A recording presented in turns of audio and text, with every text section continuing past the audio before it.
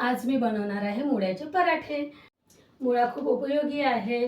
मुळ्यामुळे पचनशक्ती वाढते आणि मूळव्याधीमध्ये तर मुळ्याचा ज्यूस पिल्याने खूप फायदे होतात।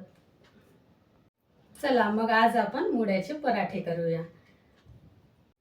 त्यासाठी लागणारे साहित्य आहे मुळ्याचा कीस घेतला आहे, तांदळाचं पीठ आहे 1 वाटी, 2 चम्मच गव्हाचं पीठ घेतलं आहे, हिरवी मिरची, लसूण, अद्रक पेस्ट केली आहे, थोडं असं जाडसर पेस्ट आहे, कोथिंबीर आहे 1 वाटी, ओवा आहे, तीळ आहे, जिरं, हळद आणि मीठ। तर एका भांड्यामध्ये हे 1 वाटी कीस घेऊन घ्या। त्यामध्ये 1 वाटी तांदळाचं पीठ आपल्या आवश्यकतेनुसार टाकायचं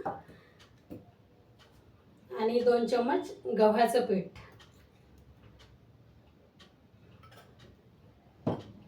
नरम राहते गव्हाच्या पिठामुळे आणि तांदळाच्या पिठामुळे असं डोशासारखं थोडंसं क्रिस्पी होतं। हिरवी मिरची, लसूण, अद्रकची पेस्ट, त्यामध्ये टाकूया कोथिंबीर। हा ओवा थोडा असा केला कुस्करल्यामुळे सेंट येतात छान।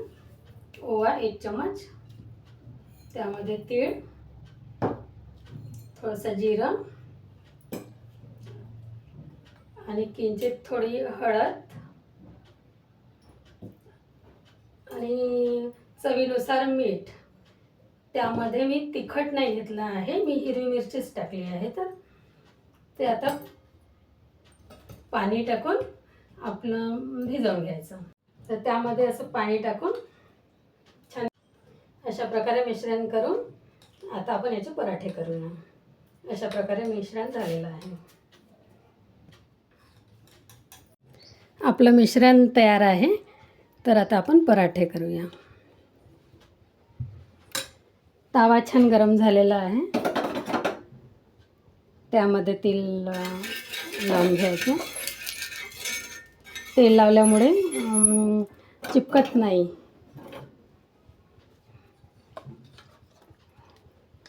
आणि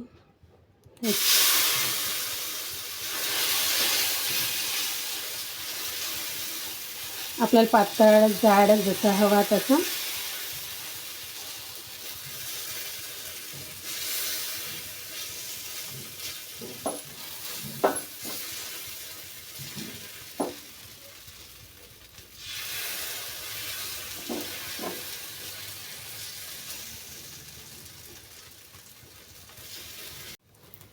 आता एक साइड झालेला आहे, तर पलटून घेऊया आपण। हिवाळ्यामध्ये आम्ही बरेचदा मुळ्याचे पराठे करते, आपल्या आरोग्यासाठी चांगले असते। आपला पराठा पण छान झालेला आहे, नरम पण झालेला आहे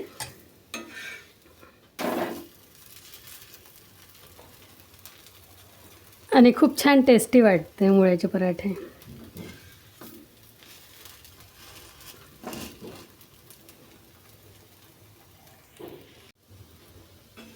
तर आपला पराठा काढून घेऊया। किती छान दिसतंय। पुन्हा एकदा करून दाखवते।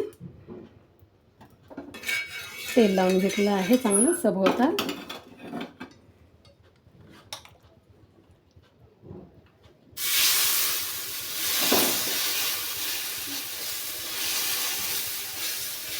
आणि छान गोल असं पसरवून घ्यायचं।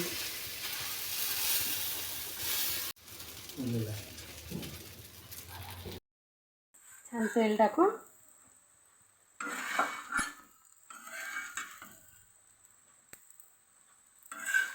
आपला हा पराठा